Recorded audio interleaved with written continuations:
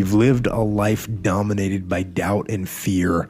How do you step into bravery? Step. That's how you step into bravery. Step. Take the step. Step aggressively towards your fear. And that step towards your fear is the step into bravery. Because we're scared of what we don't know. And there is only one way to learn and to know, and that is to confront that fear. You have to step, you have to go. And this simple action, this simple attitude, it answers so many questions. My theory here would be, if you're afraid of fighting and altercations, go train jiu-jitsu. If you're afraid of heights, work on some rock climbing. If you're afraid of the water, it's time to swim. It's time to surf. It's time to get out there. If you're afraid of pull-ups, if you're afraid of pull-ups, do pull-ups. If you're in squats, do squats. If you're afraid of public speaking, go speak in public. Mm-hmm. If you're afraid to start a business, start a business. Make it small. And on all these, what you have to do is you have to mitigate the risk and you have to ease yourself into it, but you got to go for it. And eventually you will overcome that fear. Mm-hmm. But the hard part is you got to take that first step. Yeah. You got to take that first step to begin to inoculate yourself against the fear of the thing that's in your mind. Because that fear generally is in your mind. Yeah. That, when you get up on stage to do public speaking, people are not going to throw tomatoes at you and say, "Oh my, you're an idiot, get off the stage." No, right. They're going to sit there, So there's nothing to fear. Yeah. It's in your head. Another key in building this winning edge is, folks, you got to stand for something. People in America, the good people in America, are fed up with these dadgum fence sitters and mealy mouths. Corporate America has an especially black eye in business today. Most people in America think you can't find a company. They think you can't find a salesperson that'll tell you like it is and stand behind their word. They think these companies will sell anything, say anything, just to make a sale, just to make a profit.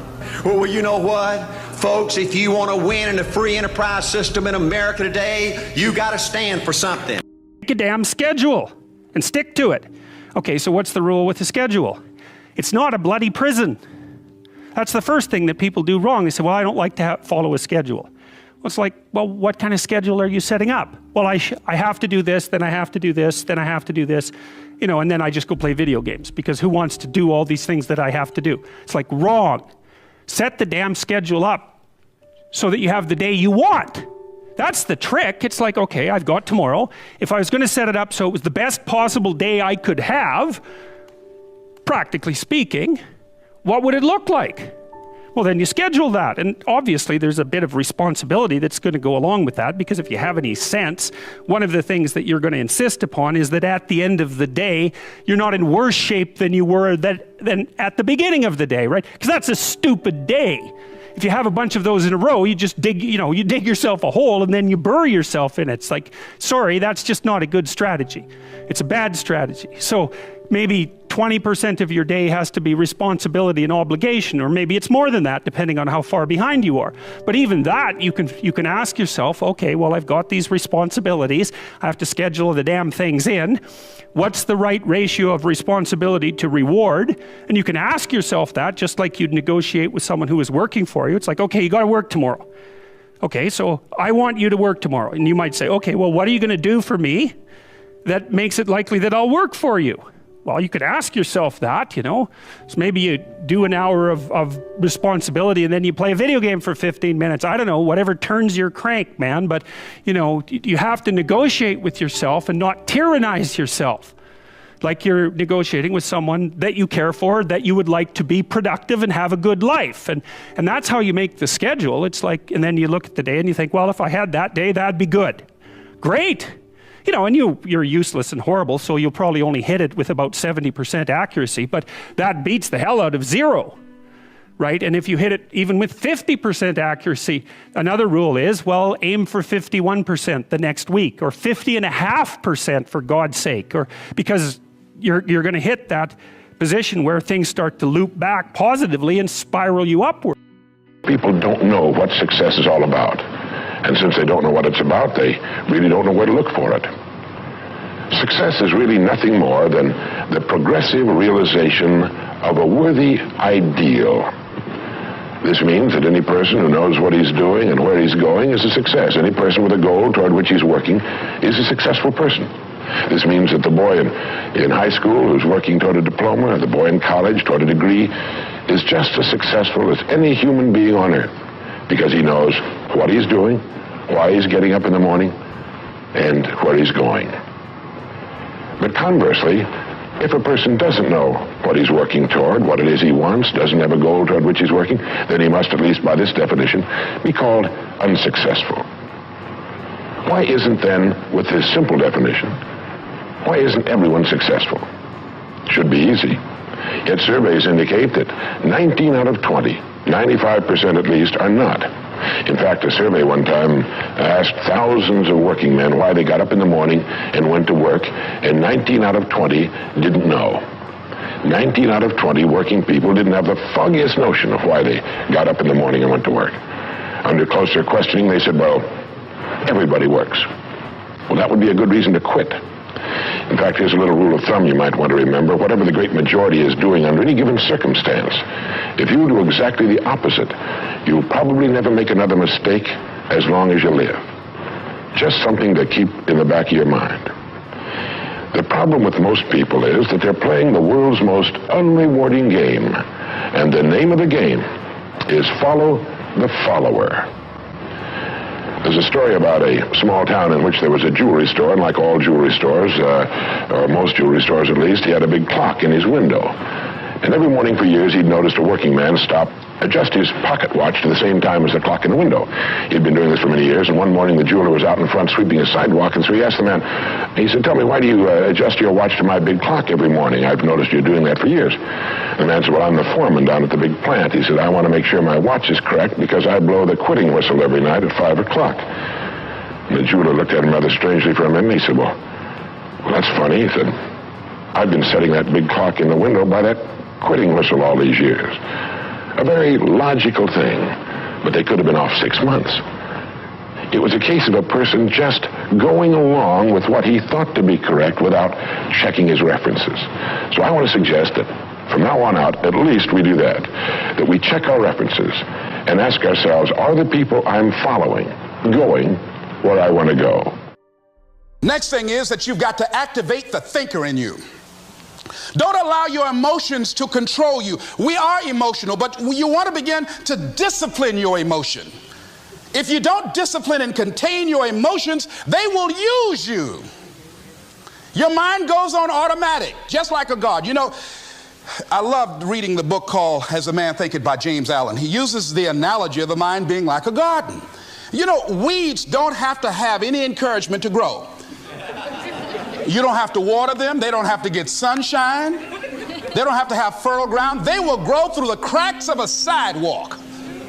Am I right? But if you want to grow orchids or roses or any kind of exotic flowers, there are special processes and procedures you must go through.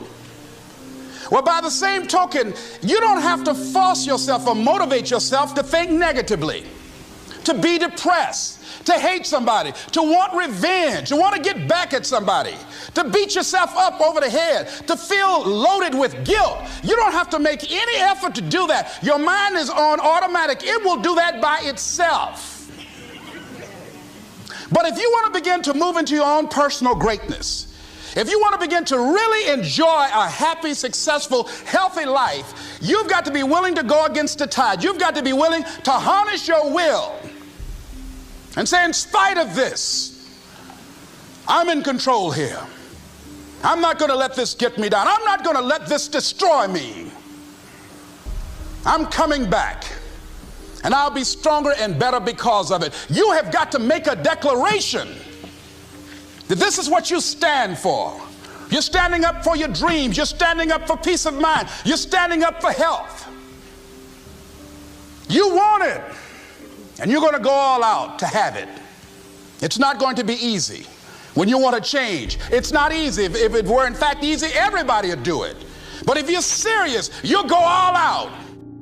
Attitude has been called the most important word in any language in the world, because it's our attitude toward our world, toward all the people in it, that will determine the world's attitude and all the people's attitude toward us. It's a simple thing. Most of us know it, but we tend to forget it.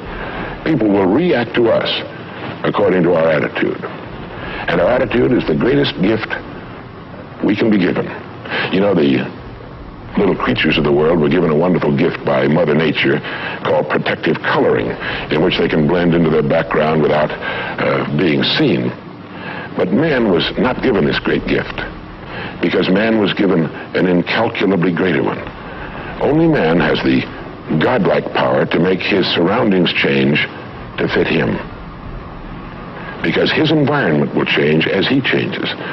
A man's environment is a merciless mirror of him as a human being. And if he thinks his environment can stand a little improvement, all he has to do is improve, and his environment will improve to reflect the changing man. Set up some aims for yourself, goals that you actually value. And the Future Authoring Program helps people do that. And basically, it does a situational analysis of, it helps you do a situational analysis of your life more than a psychological analysis, I would say. And so the questions are something like, well, all right, you're going to have to put some effort into your life, and you need to be motivated to do that. And so what are the potential sources of motivation? Well, you could think about them in the big five manner. You know, if you're extroverted, you want friends. If you're agreeable, you want an intimate relationship. If you're disagreeable, you want to win competitions. If you're open, you want to engage in creative activity. If you're high neuroticism, you want security. Okay, so those are all sources of potential motivation that you could draw on, that you could tailor to your own, you know, your own personality. But then there are dimensions that you want to consider your life across. And so we ask people about, well, you know, if you could have your life the way you wanted it in 3 to 5 years, if you were taking care of yourself properly, you know, what would you want from your friendships? What would you want from your intimate relationship? How would you like to structure your family? What do you want for your career? Well, how are you going to use your time outside of your job? And how are you going to regulate your mental and physical health, and maybe also your drug and alcohol use? Because that's a good place to auger down, you know, because alcoholism, for example, wipes out, you know, 5 to 10% of people. So you want to keep that under control. And then so maybe, you know, you develop a vision of what you would like your life to be, and that associates the goal. Well, once the goal is established, and then you break down the goal into micro processes that you can implement. The micro processes become rewarding in proportion, in relation to their causal association with the goal, and that tangles in your incentive reward system. You know, we talked about the dopaminergic incentive reward system, and that's the thing that keeps you moving forward. And the way it works is that it works better if it produces positive emotion when it can see you moving towards a valued goal. Okay, well, what's the implication of that? Better have a valued goal, because otherwise you can't get any positive motivation working out. And so the more valuable the goal, in principle, the more the micro processes associated with that goal start to take on a positive charge. And so what that means is, well, you get up in the morning and you're excited about the day, you're ready to go. And so as far as I can tell, what you do is you specify your long-term ideal. Maybe you also specify a place you want to stay the hell away from, so that you're terrified to fail as well as excited about succeeding, because that's also useful. You specify your goal.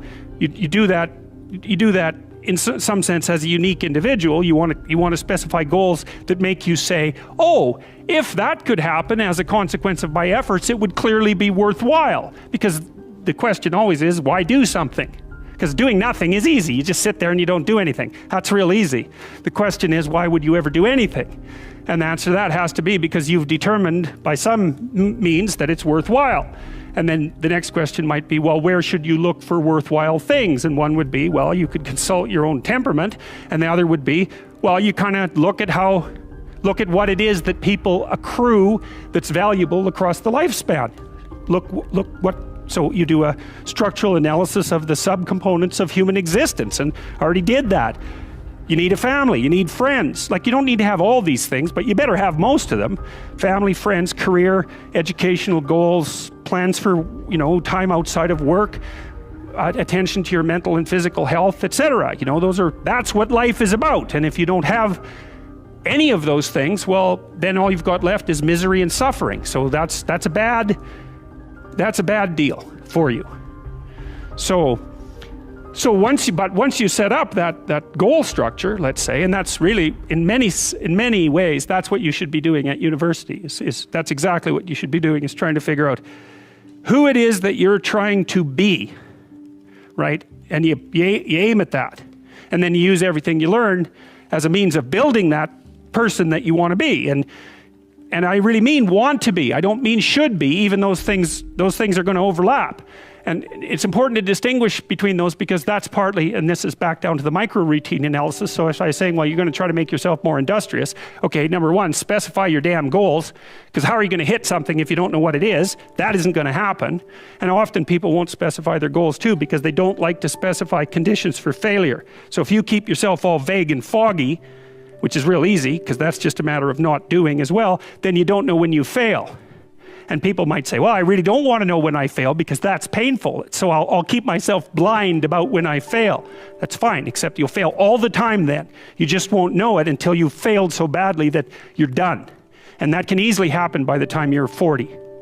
So I would recommend that you don't let that happen. So that's willful blindness, right? You could have known, but you chose not to. Okay, so once you get your goal structure set up, you think, okay, if I could have this life, it looks like that might be worth living, despite the fact that it's going to be, you know, anxiety provoking and threatening, and there's going to be some suffering and loss involved and all of that. Obviously, the goal is to have a vision for your life such that, all things considered, that justifies your effort.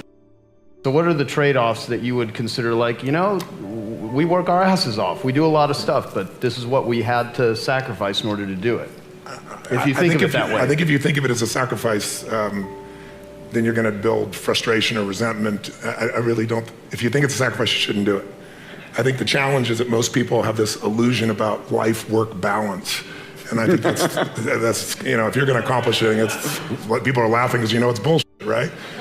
What's true is life-work integration. So I was just in 7 countries, 21 days, but who's with me is my family, who's with me is my friends, and I've done well enough to have a plane and bedrooms and all that kind of cool stuff makes it. But when I didn't, we huffed it together, and beginning days it was coach and dragging ourselves around. But I thought it was great for my kids to have schooling, but I thought an education was more valuable, and traveling the earth was a part of that.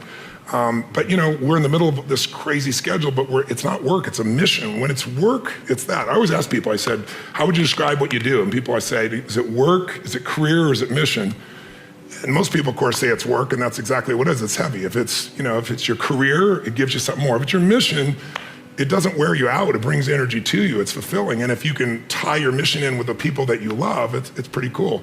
You know, there's some people in this room that are my friends. I see Dean here in the front row here, and it's like we're all on this mission, and we find time to connect and be with each other and have a blast with each other, but we're sharing about things that matter. I'm not a person to go to a party and, like, you know, go in the corner and chit chat. It's like, you want to talk about something deep? Let's rock. You don't? let me go home and be with my family, or, you know, let me go do something fun, something of that nature. If you can combine your mission with your family, combine your mission with some of your friends, then you're going to accomplish 1,000,000 times more. But if you think it's a sacrifice, don't do it, because then all you're doing is you're going to have resentment later on or frustration later on, and then you really aren't contributing, because you're trading off, you're not giving. You are going to incur a lot of disappointment, a lot of failure, a lot of pain, a lot of setbacks, a lot of defeats. But in the process of doing that, you will discover some things about yourself that you don't know right now. What you will realize is that you have greatness within you. What you'll realize is that you're more powerful than you can ever begin to imagine. What you will realize is that you are greater than your circumstances, that you don't have to go through life being a victim. As Jack indicated, I was born in Miami, Florida, in an area called Liberty City, in an abandoned building on a hard linoleum floor with my twin brother. We were 6 weeks of age, we were adopted. When I was in 5th grade, I was identified as EMR, labeled, educable, mentally retarded. put back from the 5th grade into the 4th grade and stayed in that category until I got out of high school. I don't have any college training, but I met a high school teacher who one day changed my life. I was waiting on another student, and when he came in, he said to me, "Young man, go to the board and write what I'm about to tell you." And I said, I can't do that, sir. He said, "Why not?" I said, "I'm not one of your students." He said, "It doesn't matter, follow my directions now." I said, "I can't do that, sir." He said, "Why not?" I said, "Because I'm educable mentally retarded." And he came from behind his desk and he looked at me. He said, "Don't ever say that again. Someone's opinion of you does not have to become your reality." You don't have to necessarily have done anything wrong for things to get completely out of control. It's a terrifying doctrine, but it's not a hopeless doctrine because it still says that there's a way forward, there's a pathway forward, and the pathway forward is to adopt a mode of being that has some nobility so that you can tolerate yourself and perhaps even have some respect for yourself as someone who's capable of standing up in the face of that terrible vulnerability and suffering, and that the pathway forward, as far as the existentialists are concerned, is by, well, certainly by the avoidance of deceit, particularly in language, but also by the adoption of responsibility for the conditions of existence and some attempt on your part to actually rectify them. And the thing that's so interesting about that is, well, two, as far as I'm concerned, and some of this is from clinical experience. You know, if you take people, and I've told you this, and you expose them voluntarily to things that they are avoiding and are afraid of, you know, that they know they need to overcome in order to meet their goals, their self-defined goals. If you can teach people to stand up in the face of the things they're afraid of, they get stronger. And you don't know what the upper limits to that are, because you might ask yourself, like, if for 10 years, if you didn't avoid doing what you knew you needed to do, by your own definitions, right, within the value structure that you've created to the degree that you've done that, what would you be like? Well, you know, there are remarkable people who come into the world from time to time, and there are people who do find out over decades-long periods what they could be like if they were who they were, if they spoke their being forward. And they get stronger and stronger and stronger, and we don't know the limits to that. We do not know the limits to that. And so you could say, well, in part, perhaps the reason that you're suffering unbearably can be left at your feet, because you're not everything you could be, and you know it.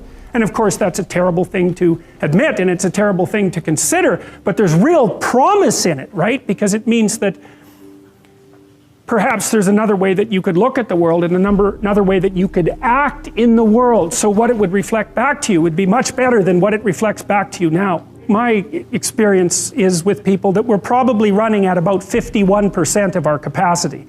Something, I mean, you can think about this yourselves. I often ask undergraduates how many hours a day you waste or how many hours a week you waste. And the classic answer is something like 4 to 6 hours a day. You know, inefficient studying, watching things on YouTube that not only do you not want to watch, that you don't even care about, that make you feel horrible about watching after you're done. That's probably 4 hours right there. You know, you think, well, that's 25 hours a week, it's 100 hours a month, that's 2.5 full work weeks, it's half a year of work weeks per year. And if your time is worth $20 an hour, which is a radical underestimate, it's probably more like 50 if you think about it in terms of deferred wages. If you're wasting 20 hours a week, you're wasting $50,000 a year. And you are doing that right now. And it's because you're young, wasting $50,000 a year is a way bigger catastrophe than it would be for me to waste it, because I'm not going to last nearly as long. And so if your life isn't everything it could be, you could ask yourself, well, what would happen if you just stopped wasting the opportunities that are in front of you? You'd be who knows how much more efficient? 10 times more efficient, 20 times more efficient. That's the Pareto distribution. You have no idea how efficient people get. It's off the charts. Well, and if we all got our act together collectively and stopped making things worse, because that's another thing people do all the time, not only do they not do what they should to make things better, they actively attempt to make things worse because they're spiteful or resentful or arrogant or deceitful or homicidal or genocidal or all of those things all bundled together in an absolutely pathological package. If people stopped really, really trying just to make things worse, we have no idea how much better they would get just because of that. So there's this weird dynamic that's part of the existential system of ideas between human vulnerability, social judgment, both of which are major causes of suffering, and the failure of individuals to adopt the responsibility that they know they should adopt. It isn't merely that your fate depends on whether or not you get your act together and to what degree you decide that you're going to live out your own genuine being. It isn't only your fate, it's the fate of everyone that you're networked with.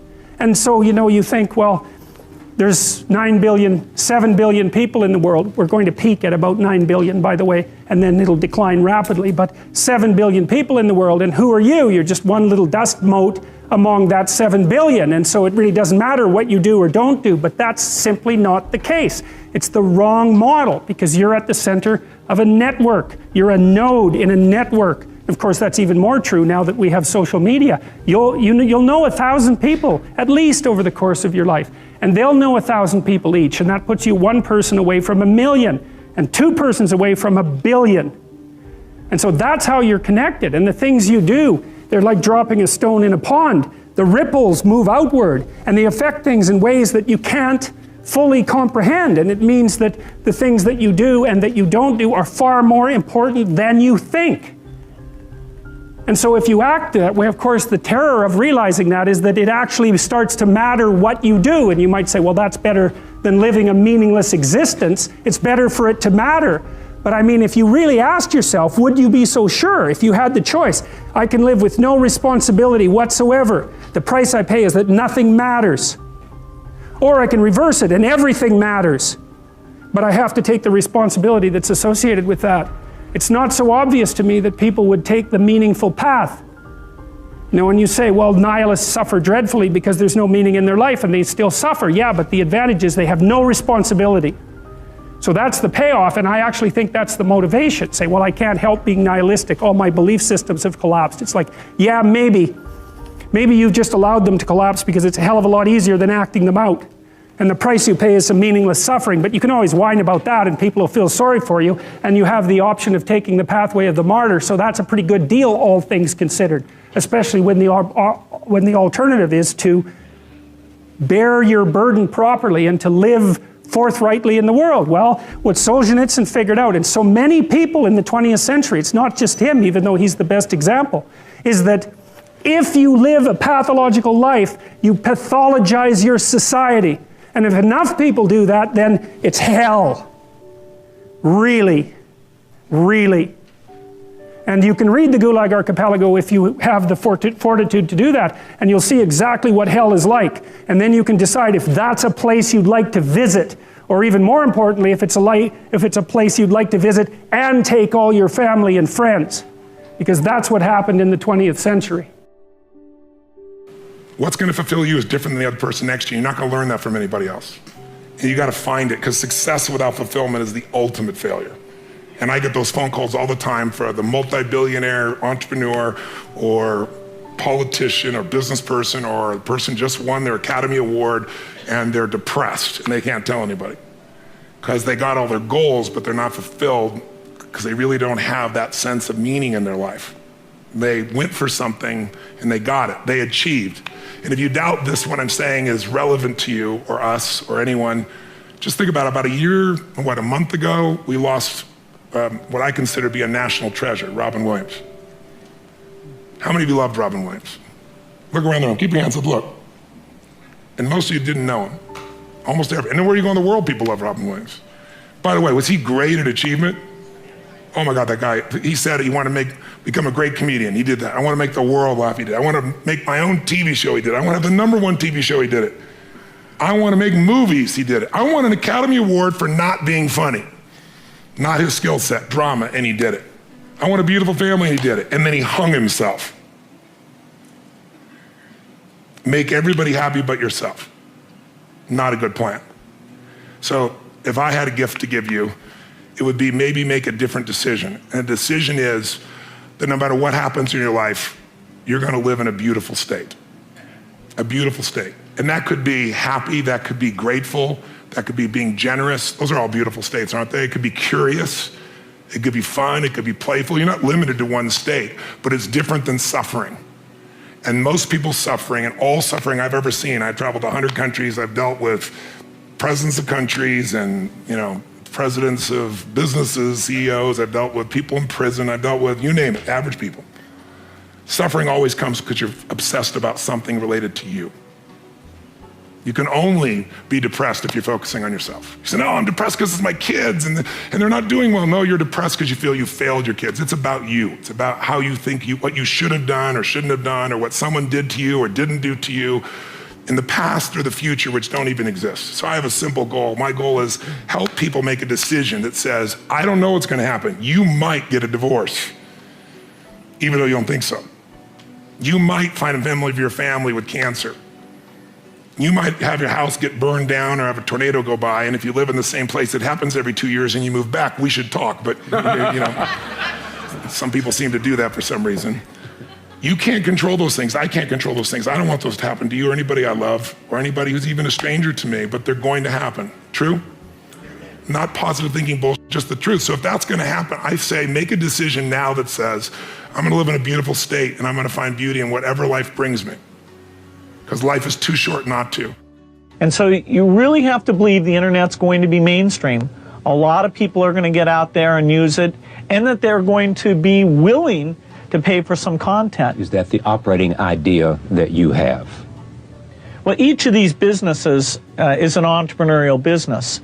The overreaching theme is that, yes, I believe in the internet. I believe it'll get increasingly popular, and we're doing some neat new things to take advantage of that. You've got a lot of cash on hand, yes? Right. All right. It puts you in an enviable position. You can experiment with a lot of entrepreneurial ideas and see what sticks and what flies. Well, we're in business to make money, but the other thing is providing such a cash flow for you. Well, it all belongs to the shareholders. Yeah. We're not dilettantes. No, I know. We are business people, and it is true that if you find an idea that requires 3 or 4 years of improvement and patience and really sticking with it, that we're very good at that. Take Windows, which we bet our company on. Everybody doubted that would succeed. IBM did not support us in that.